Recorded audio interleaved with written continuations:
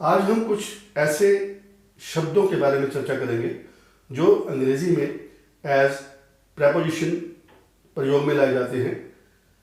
इनका मतलब लगभग एक जैसा होता है और इनके प्रयोग में हमें कई बार बहुत ज़्यादा कन्फ्यूज़न होता है। तो आइए ऐसे शब्दों को लेते हैं और उनके प्रयोग में जो कन्फ्यूज़न है उनको दूर करने का प्रयास करते हैं। ये शब्द हैं in, into, on, upon, to, towards. तो सबसे पहले लेते हैं इन, इनटू। इनटू तब प्रयोग किया जाता है जब आदमी मूवमेंट में है, जब वो चल रहा है, चल के वो कोई क्रिया कर रहा है। मान लीजिए जैसे एक आदमी वो एक माध्यम से, बाहर का जो माध्यम है उससे अंदर के माध्यम में जा रहा है, तो वो जाने के प्रोसेस में है, तो हम कहेंगे he is going into the room. जब आदमी बाहर के माध्यम से अंदर के माध्यम में जा रहा है, तो जो जाने के प्रोसेस में जो एक्शन हो रहा है उसको दर्शाने के लिए हम कहेंगे he is going into the room. मतलब जब मूवमेंट है और जब वो कमरे के अंदर है तो हम कहेंगे he is in the room. अब अगर वो कमरे के अंदर बैठा ही नहीं है या खड़ा ही नहीं है, मूवमेंट भी कर रहा है, तो भी हम कहेंगे he is in the room. जब वो कमरे के अंदर मूवमेंट कर रहा है तो वो उसी माध्यम में रह रहा है, एक माध्यम से दूसरे माध्यम में नहीं जा रहा। इसको हम एक दूसरी एग्जांपल के साथ समझने का प्रयास करते हैं। मान लीजिए ये एक नदी है, रिवर।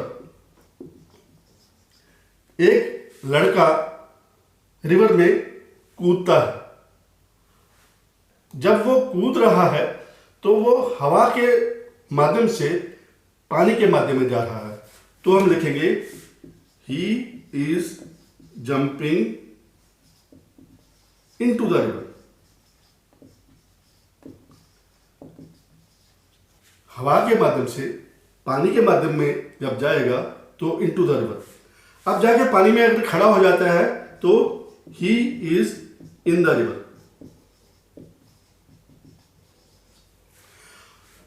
और पानी में पहुंच के अगर वो पानी में तैरना शुरू कर देता है तो फिर क्या हम यूज करेंगे?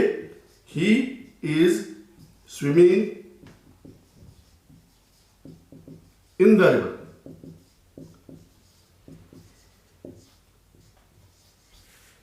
स्विमिंग के टाइम पे उसकी मूवमेंट तो हो रही है, पर वो मूवमेंट पानी के अंदर ही है, मतलब कि उसका माध्यम चेंज नहीं हो रहा। वो पानी से पानी में ही जा रहा है, स्विम कर रहा है, तो he is swimming in the river. इसका मतलब ये है कि जब उसका माध्यम चेंज होगा तब हम इनटू लगाएंगे, और जब माध्यम चेंज नहीं हो रहा तब हम इन लगाएंगे।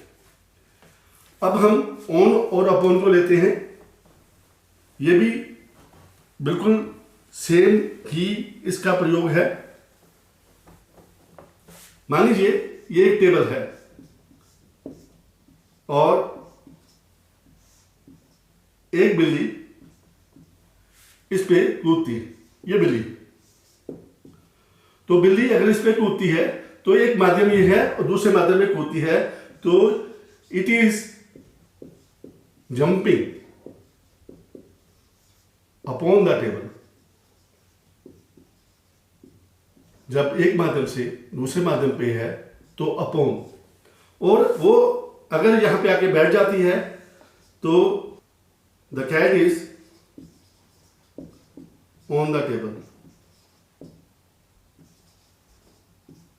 और अगर वो कैट इस टेबल पे ऐसे घूमना शुरू कर दे तब भी होगा the cat is on the table.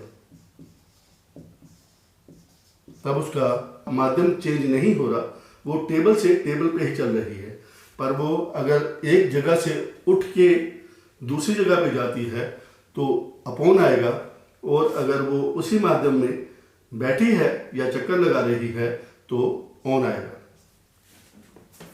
अब हम चलते हैं टू एंड टुवर्ड्स। एक है Rocky is going to the railway station.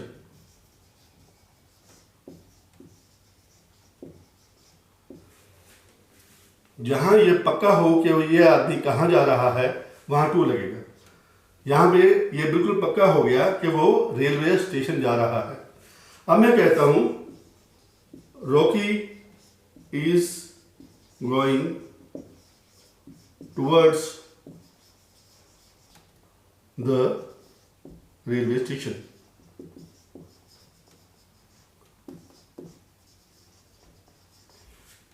Towards का मतलब है मुझे ये पता है कि वो रेलवे स्टेशन की तरफ जा रहा है। इसका मतलब है की तरफ, वो रेलवे स्टेशन की तरफ जा रहा है।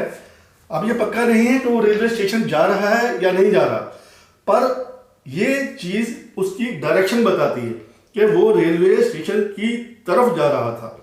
अब हो सकता है बीच में कहीं वो और चला जाए, तो जब यहाँ पे टू है तो पक्का है कि वो उसका डेस्टिनेशन क्या है, और टुवर्ड्स है तो ये पक्का नहीं है कि उसका डेस्टिनेशन क्या है, उसकी मंजिल क्या है। सिर्फ ये पता चलता है कि वो उस डायरेक्शन में जा रहा था। तो ये in, into, on, upon, to and towards का डिफरेंस है, जिसको समझने में, जिसको यूज़ करने में हमें अक्सर प्रॉब्लम आती है। तो मुझे लगता है कि इस एक्सप्लेनेशन के बाद आपको ये सब प्रॉब्लम्स नहीं आएंगी। तो कल एक नए शब्द के साथ मिलते हैं।